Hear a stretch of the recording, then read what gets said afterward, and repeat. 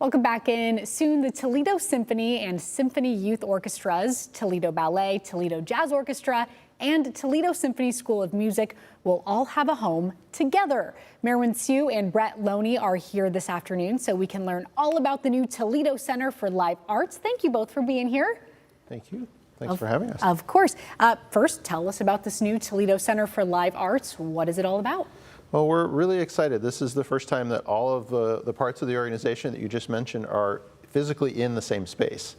So we bought this building about 1.5 years ago and spent the time renovating it and looking forward to getting everybody there. We have 5 dance studios, 11 music rehearsal spaces, and 2 big music rehearsal and performance spaces. And it really gives our artists and our students the space to do what they want to do and to use their talents. Wow, sounds like a big building, lots of space, lots of room for different very cool, exciting performances. Why is this such an exciting chapter for the Toledo Alliance of the Performing Arts?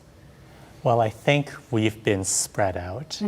We've had our ballets, our ballet dancers were in Sylvania, our youth orchestra students were in Perrysburg, and you get so much energy and synergy when everybody comes together. Yeah. And I can't wait for the ideas that will be exchanged, the kind of creativity that will be generated. And that's something that we've never really had the chance to bring all of the facets of our organization, our professionals, our educators, and our students all under one roof.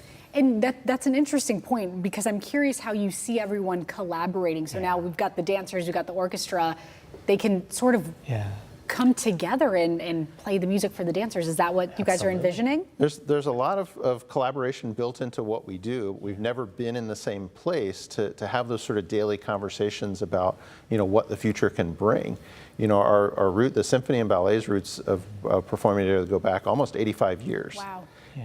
And but this is the first time they've been in the same space. And so, just in our early months, as we brought the building to life, we see students kind of peeking in when the jazz orchestra might be rehearsing, or catching a musician or a dancer in the hallway with a question.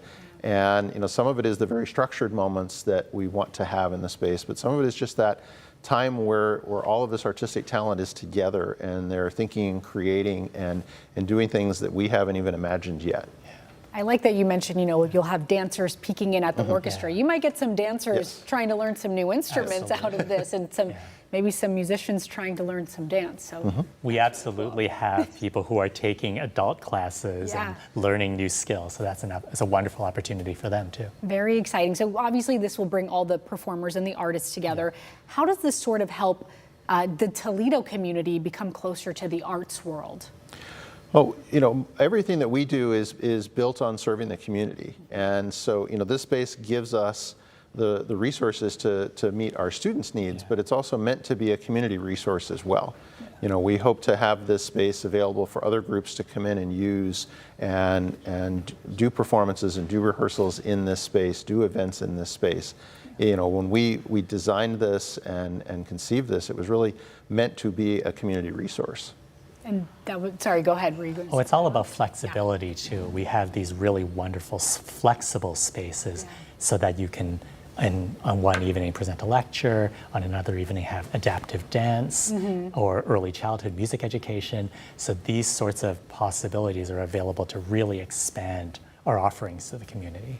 So with that, will the public be able to come in and sort of reserve these spaces for their own individual practices?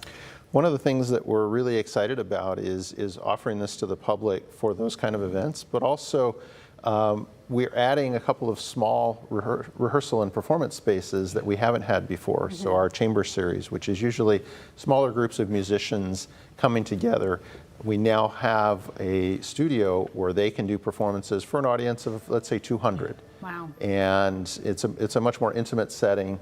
We still do the big performances at the Stranahan and the Valentine and the Peristyle, and that's never going to change. Right. But now we have an additional thing that we can offer to the community, and space that as our students come together, if they come up with ideas and things that they want to do, we have some creative spaces that they can experiment with and do performances and do things that wouldn't have been possible before we had this space. And people can come and see this space, right? Tell me about the open house before we go here.